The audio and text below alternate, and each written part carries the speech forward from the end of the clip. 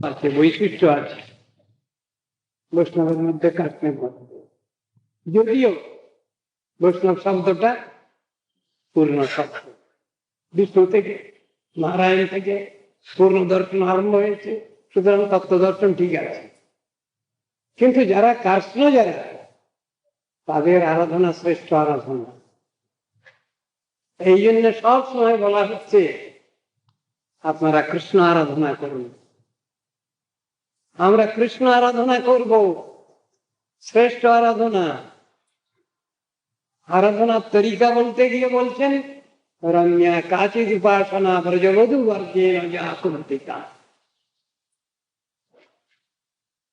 এটা শ্রেষ্ঠ প্রসিডিওরের মধ্যে শ্রেষ্ঠ ভাব। কার কতটুকু হবে, যার কতটুকু জমার ঘর আছে তিনি ততটুকু আলোচনা করবেন। সকলের পক্ষেই সম্ভব এমন কথা না, আবার বহু লোকের পক্ষেই সম্ভব, বহু ব্যক্তির পক্ষেই সম্ভব। কথাটা আছে যখন চৈতন্য মহাপ্রভু যে শিক্ষা দিলেন, কৃষ্ণ নিজের আরাধনা করতে বলতে পারেন না, কিন্তু তাকেও দায় থেকে বলতে হল।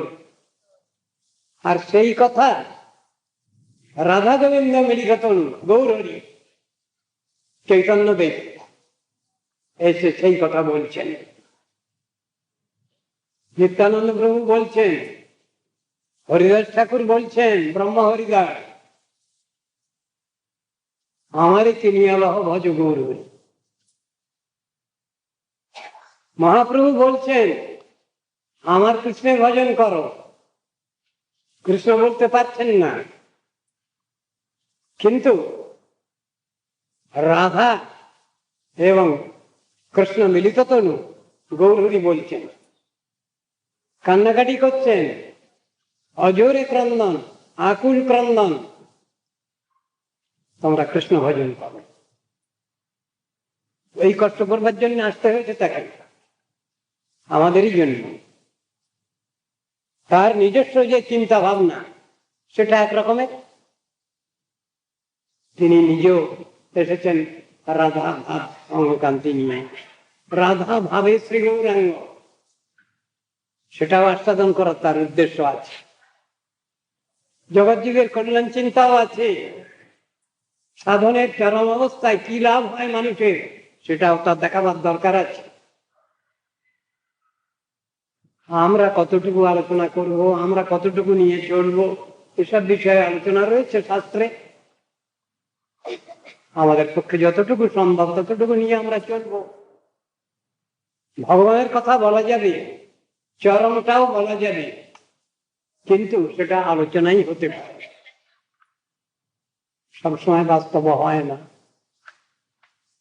অধিকারী ব্যক্তি বসে আছেন এই জগতে, এই পৃথিবীতে অনস্বীকার্য, কিন্তু সেই অধিকার বাস্তবরূপে প্রাপ্তি এটা সময় সাপেক্ষ ব্যাপার, এটা অধিকারের ব্যাপার, সকলের কাছে সমান নয়। নিত্য সিদ্ধ কৃষ্ণ প্রেম সাধ্য কবু নয়, শ্রবণাদি শুদ্ধ চিত্তে করাই উদয়। তা কৃষ্ণ প্রেম যদি নিত্য সিদ্ধ সাধনের ব্যাপার নয়, তাহলে কি করা হবে? বাস্তব অনুভূতি, রিয়েলাইজেশন যখন, সেটা তো অভ্যাসের ব্যাপার না, সাধনের ব্যাপার না। সেই কথাই তো বলা আছে। কতটুকু আলোচনা করা চলবে? যেটা বাস্তব অভিজ্ঞানের ব্যাপার সেটা আবার শিক্ষা দেওয়ার কি আছে,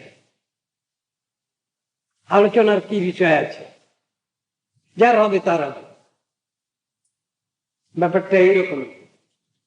তো সব জিনিসগুলো আমাদের গুরুবর্গের স্থান কাল পাত্র বিচার করে সেই জিনিসগুলো বলা আছে।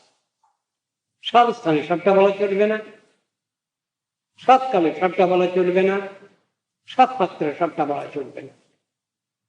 এই বাইরে নিষেধনামা আছে, শাস্ত্রই এটা স্বীকার করছেন। সুতরাং অধিকার বিচার বাদ দিলে হবে না, আমাদের অধিকার নিয়েই চলতে হবে, এটা বড় কথা। সবাই সবটা জানছেন না। আবার যিনি যত উচ্চ চিন্তাটা নিয়ে চলবার চেষ্টা করছেন, দেখা যাবে সেখানে সংখ্যা কম। মনুষ্যানাং সহস্রেষু কশ্চিৎ জগতে সিদ্ধায় যততামপি সিদ্ধানাম কশ্চিৎ মাং বেত্তি তত্ত্বতঃ। হাজার হাজার নিয়ে বিচারের মধ্যে বিচার হয়েছে এখানে, কিন্তু মুক্তানামপি সিদ্ধানাম নারায়ণ পরায়ণ সুদুর্লভ প্রশান্তাত্মা কোটি চোটি মহামুনি। কোটির মধ্যে দুর্লভ এক কৃষ্ণ ভক্ত, আবার তার মধ্যেও বাঁচা গেছে। কিরকম?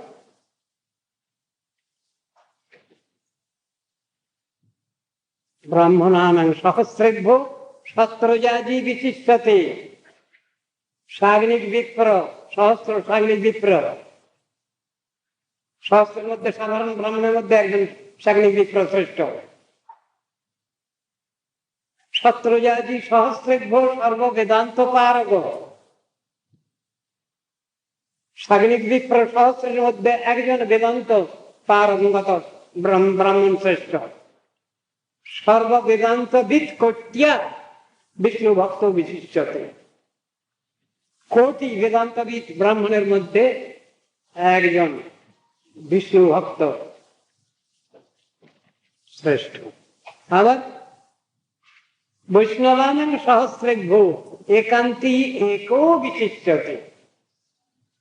একজন ঐকান্তিক বৈষ্ণব শ্রেষ্ঠ সহস্রের মধ্যে। তাহলে বাছাবাছি তো আছে সব জায়গায়, শাস্ত্রের সব জায়গায় তো বিচারগুলো দেওয়া আছে। এই বিচারগুলো তো আমাদের মানতে হবে, তো এগুলোকে পরিত্যাগ করলে হবে না। ক্যাটেগরি ভাগ করা আছে, সব ভক্তের অধিকার সব সমান নয়। এসব কথা ভাগবতেও বর্ণিত হয়েছে, অন্যান্য শাস্ত্রেও বর্ণিত হয়েছে। কনিষ্ঠাধিকার, মধ্যমাধিকার, উত্তমাধিকার। সলিঙ্গান সমস্তত্বাচরে অবিধি গোচর, এও তো একটা অধিকার, এও তো একটা অধিকার। এই অধিকারী কারা? যারা তারা গ্রাহ্যের অধিকার হবে না। ভগবান যদি কৃপা করেন কাকো, তাহলে তার সেই অধিকার।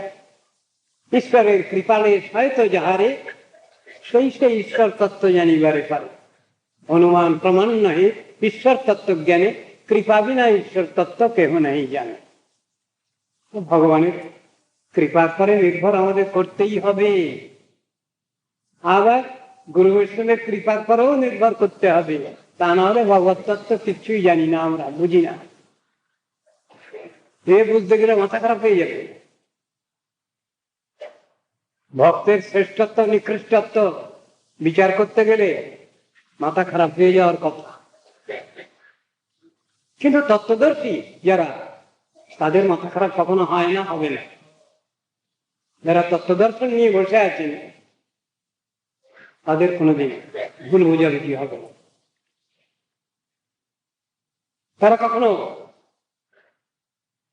মিসআন্ডারস্ট্যান্ডিং মধ্যে যান না। তত্ত্বদর্শী যারা, বাস্তবদর্শী যারা, তাদের কখনো তত্ত্বজ্ঞানে ভুল হয়, ঠিকই থাকে। এটা প্রমাণ। কেন? ভগবান তো তাকে চালাচ্ছেন। আমরা বদ্ধজীব, আমাদের যতটুকু সম্ভব আছে ইন্দ্রিয় জ্ঞান, সেইটুকু আমরা অ্যাপ্লাই করি সব জিনিসের মধ্যে। এ সংসারে যা কিছু অভিজ্ঞান আমরা লাভ করতে চাই, সব জায়গায় আমাদের নিজেদের বুদ্ধিটুকুই অ্যাপ্লাই করি, নিয়োগ করি। কিন্তু তা তো হচ্ছে না, সেটা হয় না। অবাঙ্গ মনুষ্য গোচর কথাটা বলা হলো তত্ত্ব দর্শন। সত্যি জড়বিদ্যা বুদ্ধি নিয়ে অপ্রাকৃত তত্ত্বের অনুসন্ধান করা যায় না, রিসার্চ করা যায় না। আজকাল এইসব রিসার্চের ব্যাপার তো সব চলছে, ভগবানকে নিয়ে রিসার্চ, গৌরাঙ্গ মহাপ্রভুকে নিয়ে রিসার্চ, নিত্যানন্দ প্রভুকে নিয়ে রিসার্চ। কত বড় পাগলামি, আশ্চর্য লাগে। আমাদের ইউনিভার্সিটি, ক্যালকাটা ইউনিভার্সিটি যা করছেন সব শিব করতে গিয়ে বানান করছেন তারা, আশ্চর্য লাগে। তারা ভগবানের বিচার করছেন, তত্ত্ব দর্শনের বিচার করছেন। কে তারা? কারা? কি অধিকার নিয়ে বসে আছেন তারা? এই আলোচনা করবার জন্য অধিকার তাদের কে দিল? তারা কেন এসব নিয়ে মাথা কামাতে যাচ্ছেন? যেটুকু অধিকার মানুষের সাধারণের, সেই অধিকার নিয়ে চলাটাই বুদ্ধিমত্তা। তার বেশি করতে গেলে পাগলামি, তাকে পাগল বলা হবে যারা এগুলো করতে যাচ্ছে আজকাল। কত রিসার্চের বিষয় পড়ে আছে, সেগুলো কিনারা হচ্ছে না। রিসার্চ হচ্ছে কৃষ্ণকে নিয়ে, রিসার্চ হচ্ছে চৈতন্য মহাপ্রভুকে নিয়ে, রিসার্চ হচ্ছে নিত্যানন্দ প্রভুকে নিয়ে, এইসব নিয়ে রিসার্চ হচ্ছে। আশ্চর্য লাগে, মানুষ আছে কোথায়? মানুষের মধ্যে যতটুকু নীতি আদর্শের কথা থাকা উচিত তা থাকছে না। সমগ্র জগৎকে নাস্তিক তৈরি করে দিতে পারলেই এদের খুব ভালো হয়। সেই বিচার নিয়ে এরা চলছে। কোথায় দেবাদ্বিজে ভক্তি থাকবে, গুরু বৈষ্ণবের ভক্তি থাকবে, ভগবানের ভক্তি থাকবে, শ্রদ্ধা থাকবে, তা নয়। এরা সবাইকে নাস্তিক করতে চাচ্ছেন, নিজেরাও নাস্তিক, নিজেরাও শ্রীকৃষ্ণ দিতে সবটাই অস্বীকার করছেন। আর সমগ্র দুনিয়াটাকে নাস্তিক করে দিতে পারলে এদের খুব আনন্দ হয়, এদের শান্তি স্বাস্থ্য মেলে। এই দুনিয়ায় বাস করছি আমরা, খুব দুঃখ হয়তো। বাংলার কথাই বলা হচ্ছে, আমরা বাঙালি বাস করি এই তীর্থ বরদ বঙ্গে। কবি খুব আশা নিয়ে কথাটা বলেছেন। আর এখন কি হচ্ছে? তীর্থ বরদ বঙ্গ আছে, খিস্তি মুখর বঙ্গ, আর কত কি বিশেষণ তার। মানুষ কোথায় নীতি আদর্শের দিকে অগ্রসর হবে তা নয়, তার উল্টো দিকে এরা মার্চ করছে। খুব দুঃখের কথা, পরিতাপের বিষয়, চিন্তার বিষয়। কি হলো দুনিয়ায়, শেষ পর্যন্ত বা কি হবে? সাধুগুরু বৈষ্ণবকে বাদ দিয়ে চলবে না দুনিয়া, ভগবানকে বাদ দিয়ে চলবে না, ঈশ্বর বিশ্বাসী দুনিয়ায় চলবে না কিছু। যদি বাঁচতে হয় আমাদের এটা নিয়েই চলতে হবে, এই মূল নীতি আদর্শ। হরিগুরু বৈষ্ণবকে বাদ দিয়ে চলবে না, ভগবানকে বাদ দিয়ে চলবে না, নীতি আদর্শকে বাদ দিয়ে আমরা চলতে পারবো না। কেন? আমাদের একটা বিশেষণ আছে তো। কি বিশেষণ? মানুষ নীতি আদর্শ পরায়ণ, এই বিশেষণটা আছে। সত্য সত্য যারা মানুষ তারা নীতি আদর্শ পরায়ণ,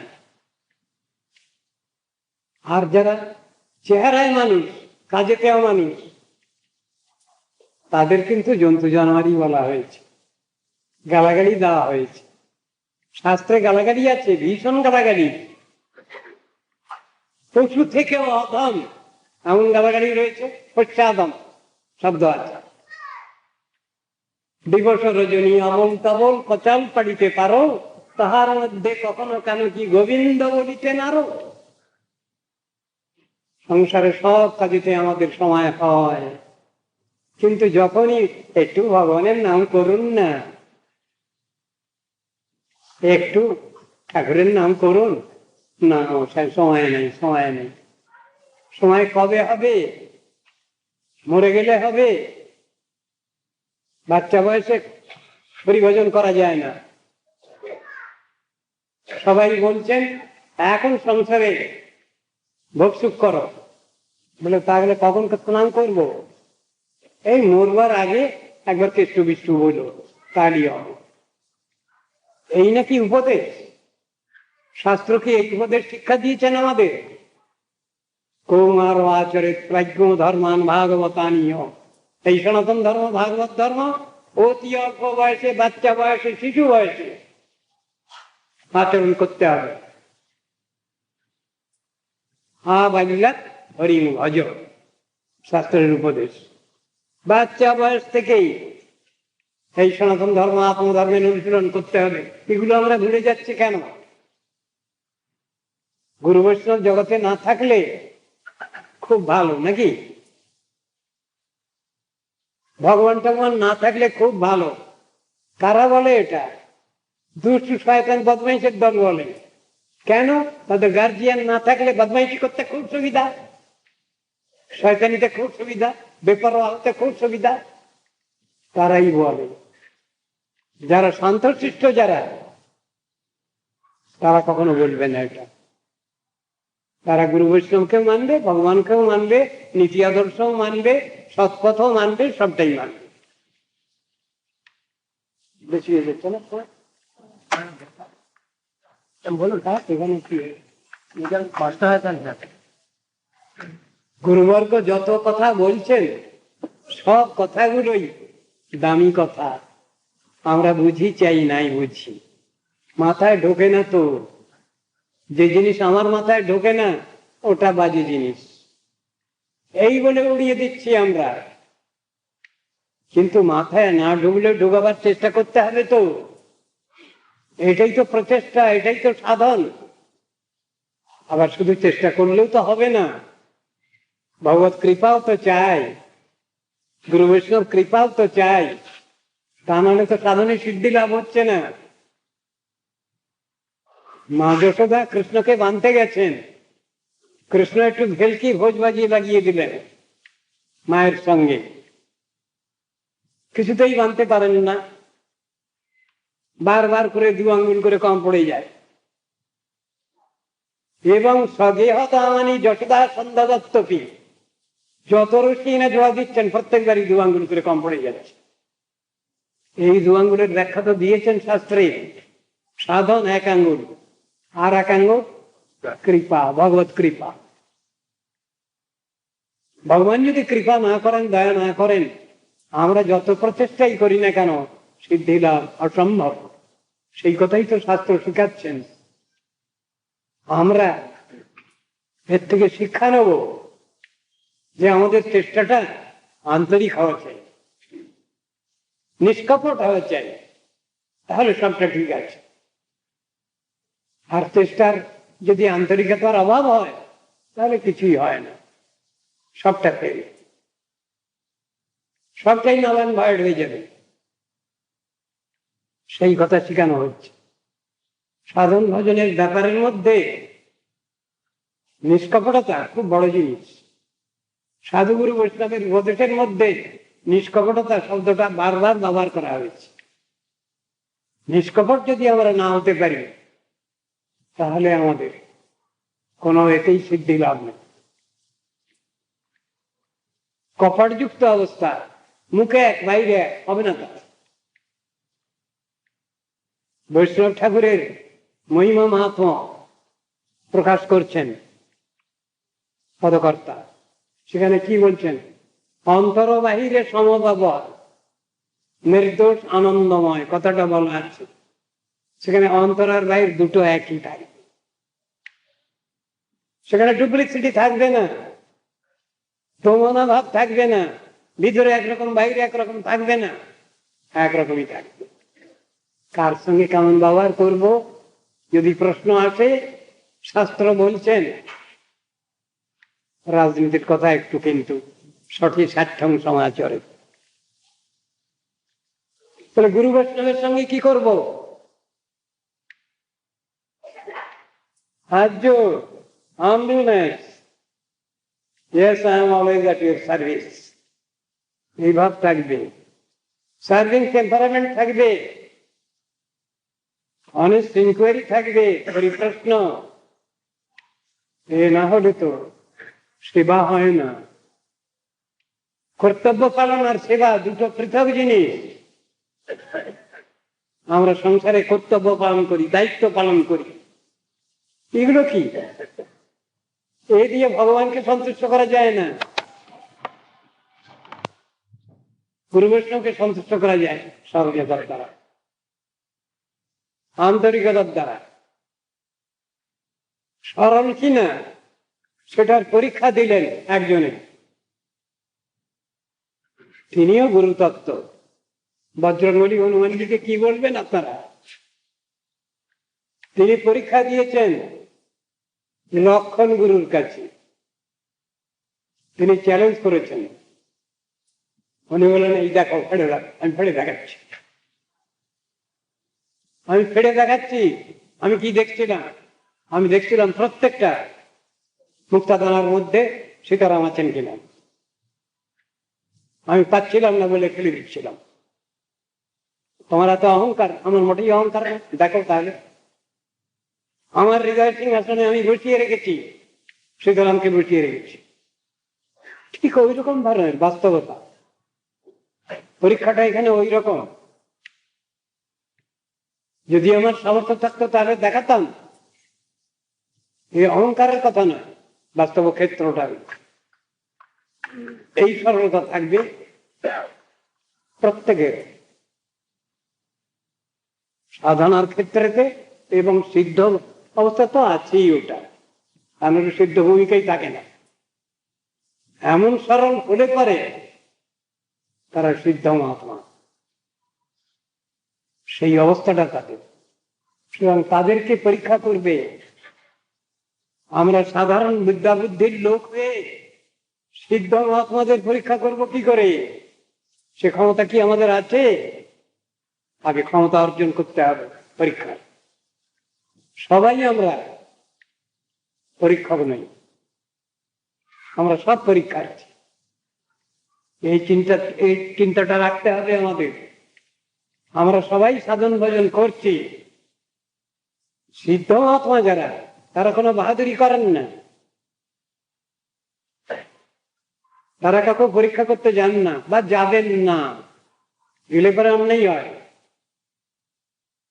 আর যারা সিদ্ধ, তারা সবটাই করতে পারেন, পরীক্ষা করতে পারেন, চুপ করেও থাকতে পারেন, একদম কোনো কথাও বলবেন না। তাহলে কি ভালো হবে? আমাদের জন্য যদি কোনো শিক্ষক না থাকেন এই জগতে, এই পৃথিবীতে, তাহলে কি জগতের অবস্থা ভালো হয়? হয় না তো। সুতরাং শিক্ষক আমাদের চাই, গার্জিয়ান আমাদের চাই। সেই শিক্ষক, সেই গার্জিয়ানকে নিয়ে তারই আনুগত্যেই চলবো আমরা। এরাই বলেন গুরু বৈষ্ণব। গুরু বৈষ্ণব অন্য কেউ নয়। সবসময় ভগবানের চিন্তা ভাবনা যারা বসে আছেন, সব সময় ভগবানকে ছাড়তে পারছেন না। বিসৃজতি হৃদয় অজস্র সাক্ষাৎ, এই যে ভাগবতের কথা, ভগবান শ্রীহরি তাদের অন্তর থেকে কখনোই ছেড়ে যেতে পারছেন না। এমন যে ব্যক্তি শ্রেষ্ঠ ভক্ত তিনি, শ্রেষ্ঠ বৈষ্ণব তিনি, যার চিন্তা ভাবনাটাই সবসময় কৃষ্ণময়, কৃষ্ণ ছাড়া কিছু নয়। সেইটাই তাদের জপ তপ সবকিছু, সেই চিন্তা ভাবনা। শ্রীমতী রাধিকার সেই চিন্তা, সেই চিন্তা শ্রীমতী রাধিকা পেয়েছেন। আর রাধাভাবে শ্রী গৌরাঙ্গ সেই জিনিসই দেখাচ্ছেন দুনিয়াকে। ভগবানকে ভালোবাসবে, ভগবানকে ডাকবে, তাকে ভালোবাসবে, তাহলে এই চিন্তা রাখতে হবে তোমাদের। আমি যেমন পাগল হয়েছি, এইরকম পাগল তোমাদের হতে হবে। কৃষ্ণ নামের পাগল, কান্নাকাটি করতে হবে, অজোরে ক্রন্দন, আকুল ক্রন্দন। ভজন মানে কি তাহলে? সাধন মানে কি তাহলে? আকুল ক্রন্দন। এইটাই চৈতন্য মহাপ্রভু জগৎকে শিক্ষা দিয়ে গেলেন। পাইনু বৃন্দাবন নাথ পুনঃ হারাইনু, কেমর দিলে কৃষ্ণ, কোথায় গেলে পাও। ভগবানকে পেয়েছেন, আবার যেন সরে গেছেন তিনি, এমন ভাবটা দেখাচ্ছেন। সব সময় তো তাকে নিয়ে বসে আছেন। বন্দেকি ভ্রম হয় এই বৃন্দাবন, শৈলতে কি মনে হয় গিরি গোবর্ধন। যাহা নদী দেখে তাহা মানয়ে কালিন্দী, মহাপ্রেমাবেশে মহাপ্রভু পড়ে কাঁদি। এই তো দেখিয়েছেন তিনি জগৎকে, এইভাবে তিনি পাগল করেছেন। এই পাগল হওয়াটা তো ভালো, আর সাজা পাগল তো ভালো না। দুনিয়ার সব সাজা পাগলের দল, কখনো পাগলামি করছে, আবার ঠিক বিষয়ে ঠিক অ্যালার্ট। তা তো হবে না। যারা ভগবানকে ভালোবাসেন তারা ঠিক ঠিক পাগল, সেই পাগলই হওয়া দরকার। দুনিয়ার বদ্ধজীব সব যে জিনিস নিয়ে বসে আছে, জড় ভোগবাদ নিয়ে, ওই পাগলের দল বলছেন তোমরা সব পাগল। দুনিয়ার লোক সাধুদের বলে এরা পাগল, আর সাধুরা বলেন এরা পাগল। তার বিচারটা নেব বলুন তো। জ্ঞানীশ্বর সর্বভূতানাম তস্যাং জাগর্তি সংযমী, তস্যাং জাগ্রতি ভূতানি সানিশা পশ্যতো মুনি। বিচারগুলো দেখানো আছে। পরস্পর পাগল বলে গালাগালি দিলেও, সমালোচনা করলেও, খাঁটি পাগল যিনি তার দাম বেশি। যিনি সব সময় ভগবত চিন্তায় আবিষ্ট, ওইটা হতে হবে। ওইটা হওয়ার জন্যই শাস্ত্রের উপদেশ, নির্দেশ, আদেশ। হরে কৃষ্ণ। অনেক সময় নিয়ে নিলাম আমি, অনেক বাজে বাজে কথা হয়ে গেল। বাঞ্ছা কলুর্ভশ্চ কৃপা সিন্ধু পতিতানাং পাবনেভ্যো বৈষ্ণবেভ্যো নমঃ। আমার গুরুবর্গ জয়যুক্ত হোক, বৈষ্ণবের জয় হোক, সর্বকাল জয়। তাদের কখনো কথা হয় না, তাদের বৈষ্ণবে কখনোই কথা হয় না। প্রজা হয় বদ্ধজীবী। ভগবানের জয় হয়, আর ভগবান ভক্তেরও জয় হয়। জয় দিলে জয়ী হবে এমন কথা দরকার নেই। আমরা জয়ী হওয়ার জন্য জয় দেব না, আমরা পরাজিত হয়েও জয় দেব। আরেকটা কথা